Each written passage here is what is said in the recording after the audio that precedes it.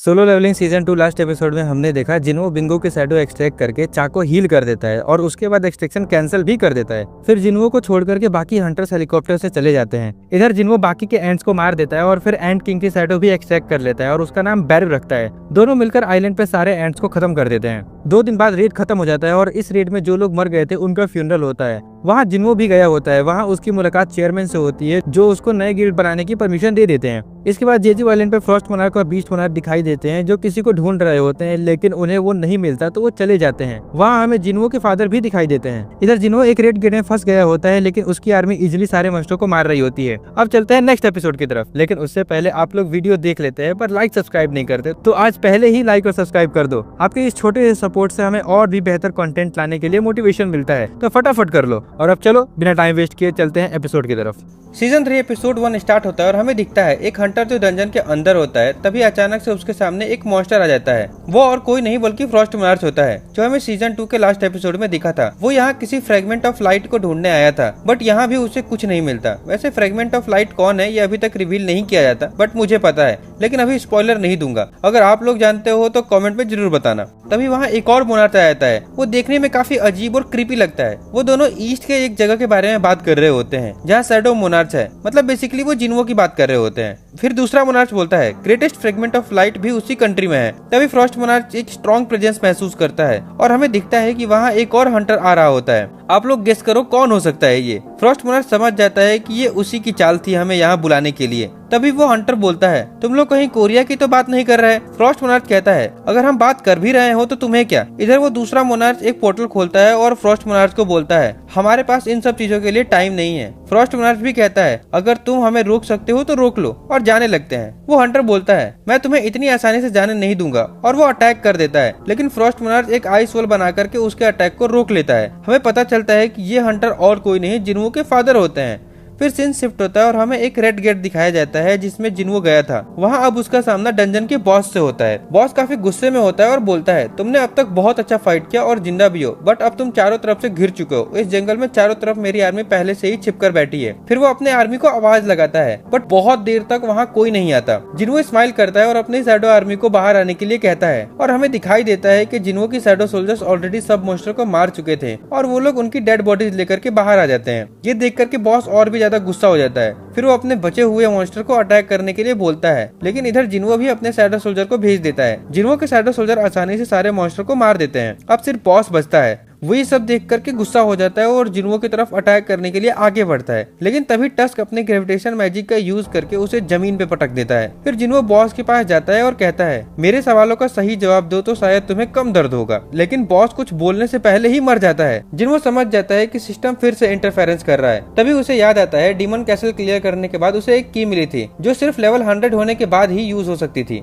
चूंकि Jeju island red के बाद उसका लेवल 100 हो चुका था, तो वो उस की को अपने इन्वेंट्री से निकालता है और उसके सामने उस की सारी इन्फॉर्मेशन आ जाती है। उसे पता चलता है कि ये की डबल डंजन वाले टेम्पल की है, वही डबल डंजन जहाँ जिन्हो को उसकी पावर मिली थी। ये काफी बड़ी बात होती है जिन्हो के लिए, क्योंकि जिस सिस्टम की वजह से वो इतना स्ट्रांग बना है उसके बारे में वो कुछ नहीं जानता। और जब भी उसने सिस्टम के बारे में जानने की कोशिश की तब सिस्टम ने इंटरफेरेंस कर दिया। लेकिन अब फाइनली सिस्टम खुद उसे बुला रहा था। वो सोचता है चलो फाइनली अब सिस्टम के बारे में जान पाऊंगा। लेकिन तभी वो देखता है कि इस की पर एक टाइमर लगा है 417 घंटे का, मतलब वो अभी यूज नहीं कर सकता उसको। वो सोचता है इतना वेट किया है तो थोड़ा और सही।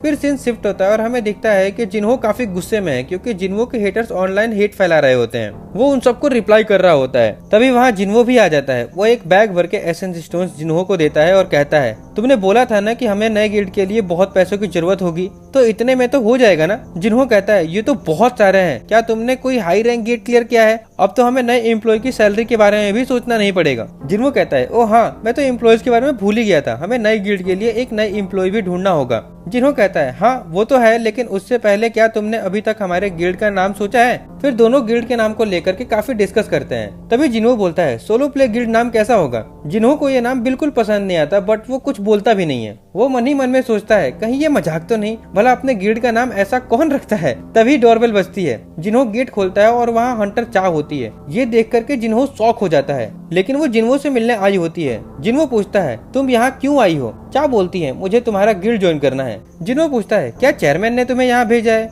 या फिर जोंगिन ने तुम्हें अपने गिल्ड से निकाल दिया? चा बोलती है नहीं, ऐसा कुछ भी नहीं है।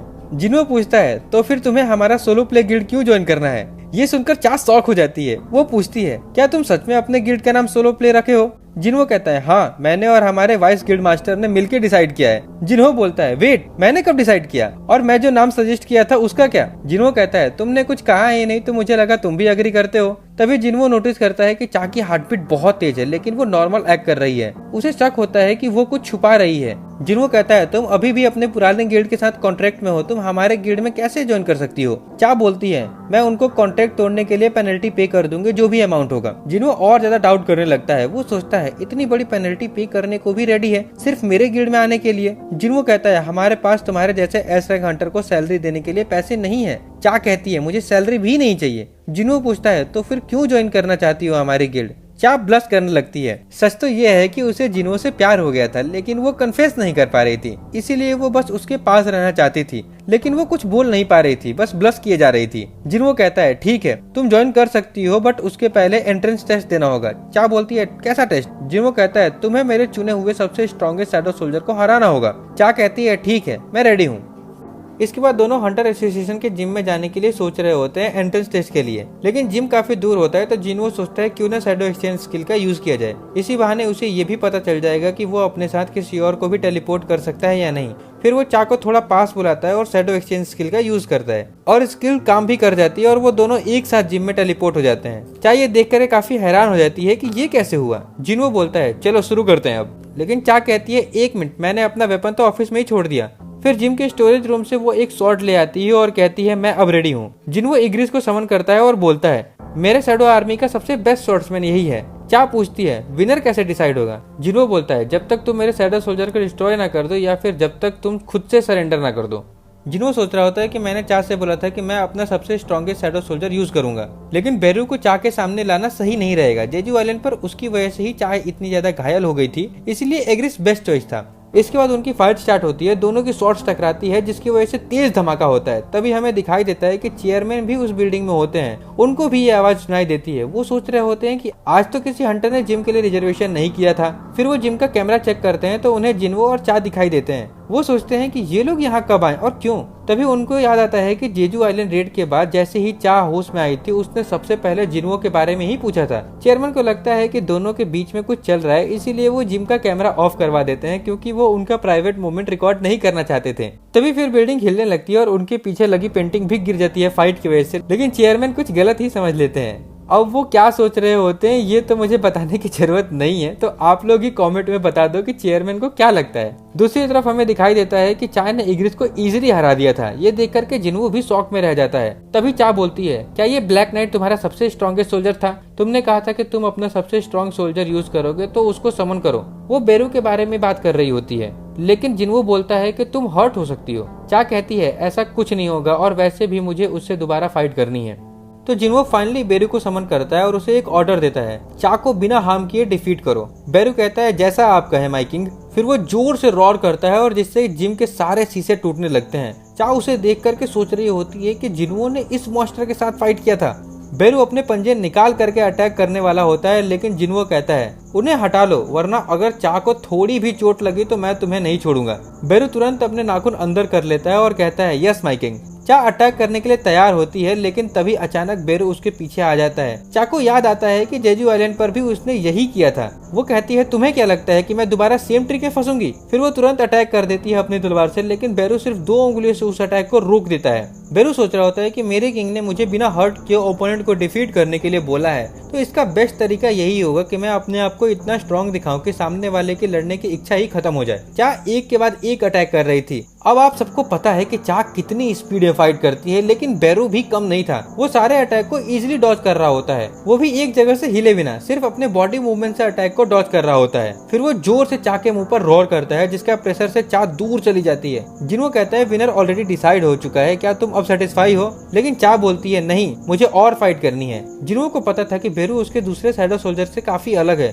उसका जन्म ही सिर्फ किलिंग के लिए हुआ था, लेकिन जिन्हो देखता है कि बेरू अपने किलिंग इंटेंट को दबा रहा होता है। उनका फाइट दोबारा स्टार्ट होता है, लेकिन इस बार बेरू सिर्फ डिफेंड ही नहीं कर रहा होता बल्कि अटैक भी कर रहा होता है। इस वजह से चा की शॉट भी टूट जाती है, लेकिन फिर चा हार नहीं मानती। वो डिसाइड करती है कि अब वो अपना सबसे स्ट्रॉन्गेस्ट अटैक यूज करेगी और एक ही बार में फाइट खत्म करेगी। फिर वो ब्लेड ऑफ लाइट बनाती है और इस बार फाइनली अपना अटैक बेरू पर लैंड कर देती है। वो शॉट बेरू के चेस्ट में घुस जाती है। तभी हमें दिखाई देता है कि इस अटैक की वजह से बेरू अपने अंदर के किलिंग इंटेंट को ज्यादा देर तक कंट्रोल नहीं कर पाता और पूरे गुस्से में आ जाता है। उसे एंट क्वीन की बातें याद आने लगती है। वो जिन्हो का ऑर्डर भूल जाता है और एंट क्वीन का ऑर्डर फॉलो करने लगता है। मुझे अपने एनिमी को जान से मारना है। बेरू पूरा ब्लड डस्ट के साथ चा की तरफ बढ़ने लगता है। जिन्हो चिल्लाकर उसे रोकने के लिए बोलता है, लेकिन वो नहीं सुनता। तो जिन्हो जल्दी से बीच में आ जाता है और उसे रोक देता है। तब जाके बेरू शांत हो जाता है और तुरंत जमीन पर गिर के माफी मांगने लगता है। जिन्हो चा से पूछता है, तुम ठीक हो ना? फिर वो कहता है, ये सिर्फ एक एंट्रेंस टेस्ट था, तुम्हें सिर्फ इसके लिए अपनी जान को रिस्क में डालने की क्या जरूरत थी?